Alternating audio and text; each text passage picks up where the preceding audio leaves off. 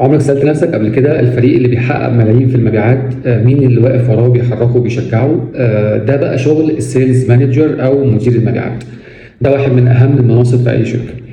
السيلز مانجر هو الشخص المسؤول عن اداره فريق المبيعات بالكامل.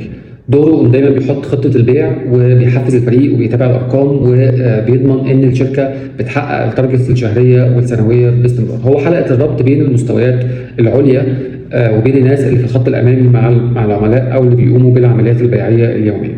اهم المهارات والادوات اللي المفروض يكون السيلز مانجر يعرفها طبعا اكيد ادوات سي ار ام سيستمز زي مثلا سيلز فورس وهاب سبوت وزوهو، اداره الفريق والليدرشيب او اداره الفريق، مهارات اداره الفريق القويه، مهارات تحليل بيانات او الفوركاستنج، مهارات اقناع وتفاوض متقدمه جدا، يعني يكون قادر انه يتفاوض مع اي حد ويعمل كلوزنج اوف ديل او يعمل تقفيل للصفقه.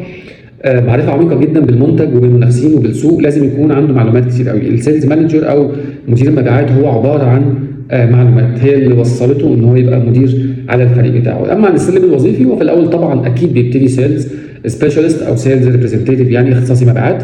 بعد كده بيبقى سينيور سيلز، بعد كده سيلز سوبرفايزر، بعد كده سيلز مانجر، وبعد كده هيد اوف سيلز، او حتى ممكن يوصل للسيلز دايركتور في بعض المسميات وفي بعض الشركات.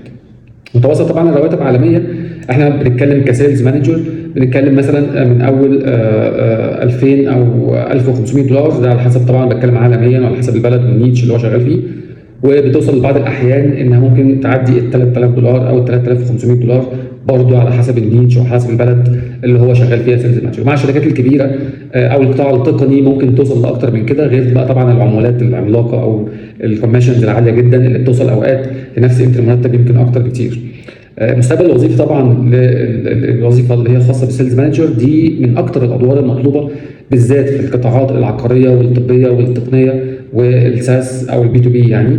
وطالما طبعا الشركات هتفضل تبيع، يبقى طول الوقت السيلز مانجر دايما هيكون ليه دور اساسي في الشركات دي. لو انت بقى عايز تعمل شيفت كارير للشغلانه دي، لازم طبعا هتبتدي الاول سيلز وتبتدي بتقويه مهارات البيع، وبعد كده تشتغل سيلز فتره كده كويسه عشان تفهم طبيعه العملاء وكيفيه التعامل مع العملاء والكلوزنج اوف ديلز، وتاخد بقى شويه كورسز كده ودورات في فكره اداره الفريق والليدرشيب والامور دي كلها، والتولز طبعا الخاصه بالسي ار ام والامور دي كلها والاكسل، وتبدا تتعلم ازاي تحلل البيانات وازاي تاخد قرارات في استراتيجيات المبيعات وكده. طبعا لو عندك شخصيه قياديه وبتعرف تحفز الفريق وبتحب التحديات قوي، يبقى انت فعلا هتبقى سيلز مانجر ناجح او مدير مبيعات ناجح. تابعوني طبعا في بقيه السلسله، والفيديو الجاي ان شاء الله نتكلم عن لما توصل اريا مانجر، واشوفكم على خير وبالتوفيق. سلام عليكم.